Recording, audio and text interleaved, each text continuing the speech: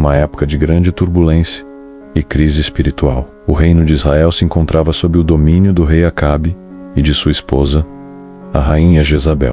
Este era um tempo sombrio, em que a adoração ao verdadeiro Deus, Javé, estava quase extinta. Os altares dedicados a Baal, um ídolo sedutor, se multiplicavam por toda a terra, transformando a paisagem de Israel em um deserto espiritual. O povo, seduzido pela influência de Jezabel e sua crença em deuses falsos, havia se afastado da verdadeira adoração, mergulhando em práticas pagãs e rituais que desonravam a fé que um dia conheceram. As ruas de Samaria, antes vibrantes com a presença de Javé, tornaram-se um reflexo de desespero e confusão. O som de cânticos a Baal e os gritos de fervor religioso distorcido ressoavam por toda a parte, enquanto o clamor pelo Deus verdadeiro se tornava um eco distante. A idolatria tinha penetrado profundamente no coração do povo, e cada dia que passava parecia apagar mais as memórias de um relacionamento íntimo com o Senhor. No meio dessa decadência espiritual, um homem destemido surgia como um farol de esperança. Elias, um profeta de Deus, com um manto simples que refletia sua humildade, mas também sua autoridade. Ele caminhava pelas ruas de Samaria, sentindo o peso da responsabilidade que recaía sobre seus ombros. Cada passo que dava era um lembrete da missão que carregava, uma chamada divina para confrontar a injustiça e a corrupção que haviam tomado conta da nação. As cenas que Elias via ao seu redor o angustiavam profundamente. Crianças inocentes, que deveriam crescer conhecendo o amor e a verdade de Javé, estavam sendo ensinadas a adorar deuses de pedra. Adultos, em sua busca por aceitação e prosperidade, se entregavam a rituais grotescos, oferecendo sacrifícios a Baal em vez de reconhecer o verdadeiro Deus que sempre os amou e os guiou. A visão de altares profanados e de uma nação mergulhada em escuridão fazia seu coração sangrar. Elias não era apenas um observador, ele era um homem de fé que sabia que sua missão era vital. Seu íntimo, uma chama ardente de determinação crescia, e ele estava preparado para lutar contra as trevas que se espalhavam por Israel. Ele sentia que, mesmo sendo um homem só, poderia ser a voz que clamava no deserto, chamando o povo de volta ao arrependimento e à verdadeira adoração. O contraste entre a corrupção ao seu redor e a pureza de seu chamado se tornava cada vez mais claro. Elias sabia que o caminho à sua frente seria perigoso e desafiador, mas a convicção de que estava fazendo a vontade de Deus o impulsionava. Ele sentia que a história de Israel ainda não havia terminado e que, através dele, o Senhor poderia realizar grandes coisas. Com coragem renovada, Elias preparou-se para confrontar não apenas os ídolos que haviam seduzido seu povo, mas também as potências que governavam com opressão. Ele se tornou um símbolo de resistência, um homem que se levantou para restaurar a verdadeira adoração em uma terra que havia perdido seu caminho. E assim, a jornada de Elias estava prestes a começar, um caminho repleto de desafios, mas também de milagres e transformação. Neste cenário de crise, Elias se tornaria a voz de Deus, chamando o povo a retornar ao caminho da justiça e da verdade, com a esperança de que, através de sua determinação, uma nova era de adoração poderia surgir em Israel. Certa manhã, Elias decidiu que já era suficiente. Ele se dirigiu ao palácio do rei Acabe, consciente do perigo que isso representava. Com coragem, irrompeu na corte e proclamou: "Por quanto tempo vacilareis entre dois caminhos? Senhor é Deus.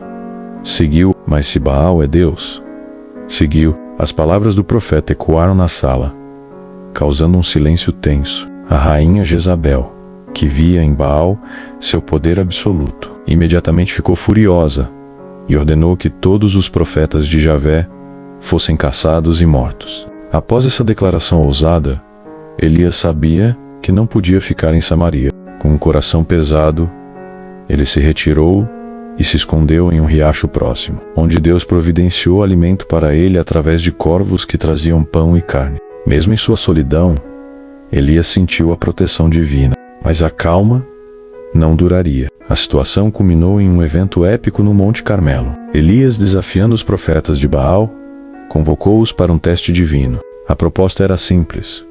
Cada grupo prepararia um sacrifício, mas não acenderiam o fogo. O Deus que respondesse com fogo seria reconhecido como o verdadeiro Deus. A multidão, intrigada, aceitou o desafio. Os profetas de Baal começaram a dançar, gritar e até se ferir, clamando por sua divindade. O dia passou e a frustração aumentou, mas Elias permaneceu calmo, aguardando seu momento. Quando chegou a sua vez, ele se aproximou do altar, construiu um altar de 12 pedras em honra às tribos de Israel e mandou que trouxessem água, não uma, mas 4 jarros cheios, para derramar sobre o sacrifício. Com o altar preparado, Elias levantou as mãos ao céu e orou: Senhor, Deus do Abrão, Isaque e Israel, que hoje se saiba que tu és Deus em Israel e que eu sou teu servo. O céu respondeu com um estrondo. Fogo desceu do céu, consumindo não apenas o sacrifício, mas também a água e as pedras. O povo, atônito e aterrorizado, exclamou: Javé é Deus. Aldeias? A vitória de Elias foi triunfante, mas a fúria de Jezabel foi ainda mais intensa. Ela enviou mensageiros para ameaçar o profeta, prometendo sua morte. Elias, tomado pelo medo e pela desilusão, fugiu para o deserto, onde se sentou sob um zimbro e pediu a morte. Basta! Já não sou melhor que meus pais, lamentou. Ali, sozinho e exausto, Elias adormeceu, mas Deus não o abandonou. Um anjo apareceu a ele, trazendo pão e água, e o encorajou a se levantar e comer. Depois de se alimentar, Elias caminhou por 40 dias e noites, até chegar ao Monte Horebe, o monte de Deus. Ao chegar ao Horebe, Elias se escondeu em uma caverna. Sentindo-se derrotado, ouviu a voz de Deus. O que fazes aqui, Elias? Ele expressou sua frustração e solidão, dizendo que era o único que restava. Deus então pediu que Elias saísse e se apresentasse diante dele. Passou um vento forte, um terremoto e um fogo, mas Deus não estava em nenhum deles. Finalmente, Elias ouviu um sussurro suave à voz de Deus, que trouxe consolo e renovação. Reanimado pela presença divina,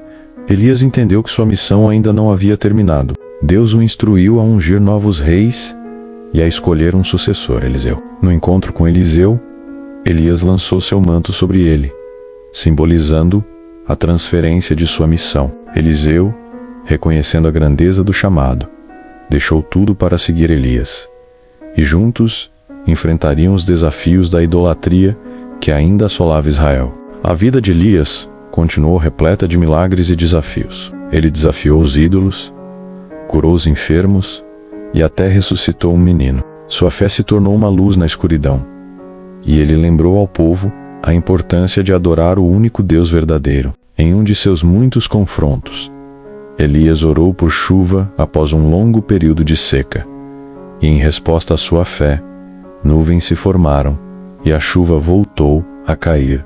Elias, em suas viagens, passou a entender que a verdadeira força vem de Deus. Ele também se tornou um mentor para Eliseu, transmitindo não apenas ensinamentos, mas também a coragem necessária para continuar a missão. Juntos, eles enfrentaram os desafios do reino, trazendo esperança e restauração ao povo de Israel.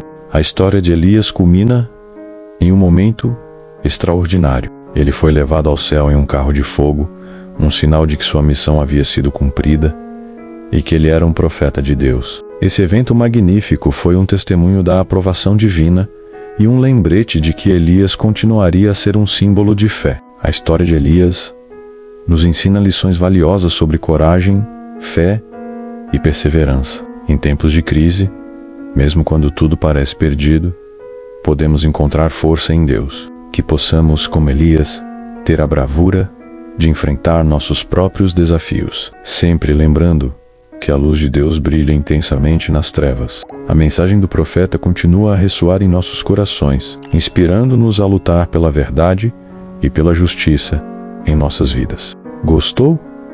dessa história, se inscreva no canal e até o próximo vídeo.